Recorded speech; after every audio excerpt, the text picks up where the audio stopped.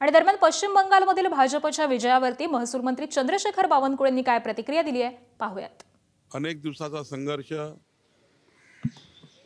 हजारो कार्यकर्त्यांनी त्या ठिकाणी हत्या त्या ठिकाणी करण्यात आल्या आमच्या कार्यकर्त्याच्या ममता बॅनर्जीकडनं।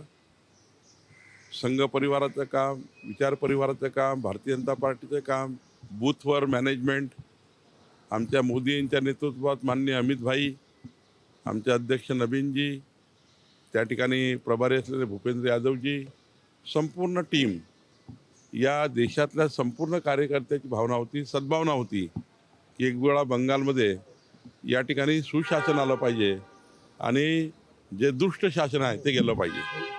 पश्चिम बंगालच्या जनतेने विकासाला मतदान केलं आहे, विकसित पश्चिम बंगालकरता मतदान केलं आहे आणि ममता बॅनर्जीच्या थर्ड डिग्री राजकारणाला उद्ध्वस्त करण्याचं काम बंगालच्या मतदारांनी केलेलं आहे।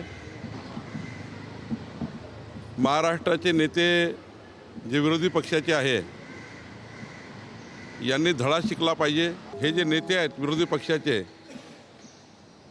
हे पुढच्या 2047 पर्यंत महाराष्ट्रामध्ये घरी बसतील। ज्या पद्धतीचं राजकारण महाराष्ट्रात सुरू आहे